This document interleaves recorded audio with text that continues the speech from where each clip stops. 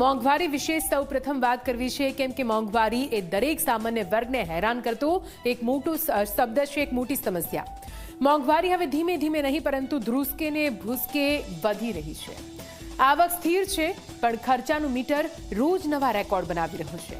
Petrol diesel ફરી એકવાર મોંઘું થયું. ખાદ્ય તેલના ભાવમાં પણ આગ લાગી છે. સામાન્ય માણસનું મહિનાનું બજેટ હવે ખોરવાઈ રહ્યું છે. તો આખરે કેટલો વધ્યો છે આ ભાર? શું કહી રહી છે જનતા? આ ખાસ અહેવાલમાં જુઓ.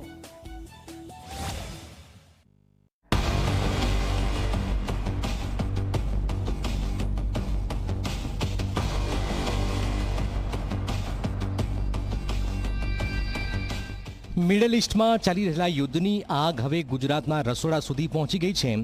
ક્રૂડ ઓઇલના વધતા ભાવની સીધી અસર પેટ્રોલ ડીઝલ પર જોવા મળી રહી છે.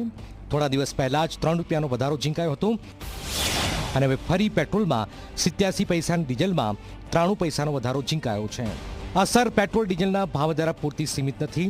ટ્રાન્સપોર્ટ મોંઘું થતાં જ રોજિંદી જરૂરિયાતની ચીજવસ્તુઓના ભાવ પણ સતત વધી રહ્યા છે. ખાસ કરીને ખાદ્ય તેલના બજારમાં તો જાણે કે ભાવનો ભૂકંપ આવ્યો હોય તેવી સ્થિતિ સર્જાઈ છે.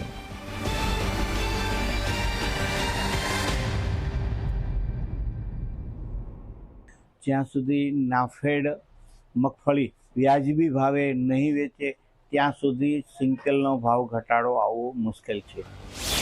સિંગતેલનો ડબ્બો 2765 રૂપિયા, કપાસિયા તેલનો ડબ્બો 2620 રૂપિયા, પામોલીન તેલનો ડબ્બો 2400 રૂપિયા, સનફ્લાવરનો તેલનો ડબ્બો 2550 સુધી પહોંચ્યો છે. માત્ર છેલ્લા 7 દિવસમાં જ ખાદ્ય તેલના ભાવમાં સરેરાશ 50 થી 60 રૂપિયાનો વધારો થયો છે.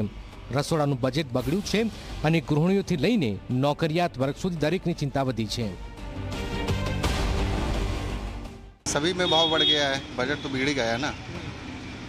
नौकरी में सैलरी सेम है लेकिन महंगाई बढ़ रही है ना. अपील क्या करेंगे सरकार से? अभी क्या जैसा चल रहा है चलेगा और क्या. दुनिया झेल रही है तो हमको भी करना है वही. એક તરફ ઈએમઆઈ, બાળકોની ફી, ઘર ખર્ચ અને દવા ખર્ચ અને હવે પેટ્રોલ ડીઝલ સાથે ખાદ્ય તેલના વધતા ભાવ મધ્યમ વર્ગ માટે મહિનાનો અંત લાવવો હવે પડકાર બની રહ્યો છે. કશો વધવા દો ને, આ દુનિયામાં બધું થતું જ રહેવા દેતો. હવે કોઈ દિવસ તમને શાંતિ નથી જ મળવાની આ દેશમાં. આવક વધે છે? આવક તો વધવાની જ નથી કોઈ સંજોગો. ખર્ચો વધે છે? હા બસ. વધારે પુરાવું પડશે ને, બીજું શું કરીશું. હવે કલેક્શન વધારે ભાવ થઈ જાય તો એના કરતાં પુરાઈ લેવું સારું કે આપણે કઈ જગ્યાએ વચ્ચે અટવાઈએ નહીં. ભાવ બધા નડે છે, પબ્લિકને નથી નડતો. હવે જેને નડવાનો જેને તો નડવાનો જ છે. મિડલ ક્લાસવાળાને તો નડવાનો જ છે. જે પૈસાવાળા છે એ લોકોને તો કંઈ પ્રોબ્લેમ થવાનો નથી. ખુશ છે બધા ભાવ વધારેથી? ખુશ તો કઈ દી હોવાના, કોઈ ખુશ હોય. આર્થિક નિષ્ણાતોનું માનવું છે કે જો આંતરરાષ્ટ્રીય બજારમાં ક્રૂડ ઓઇલના ભાવમાં ઘટાડો નહીં થાય तो आगामी दिवसों में मोंघवारी વધુ एक झटको लागी सके छे.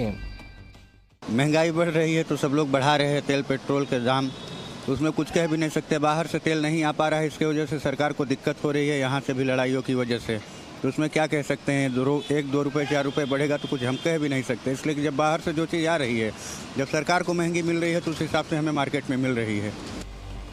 हालनी स्थिति में सामान्य माणस एक ज सवाल पूछे छे કે આખરે કમાઈએ કેટલું અને બચાવીએ કેટલું. કારણ કે મોંઘવારીનો માર હવે ખિસ્સા સુધી સીમિત નથી રહ્યો પણ સીધી જીવનશૈલી પર અસર કરી રહ્યું છે. Bureau report, Zee media.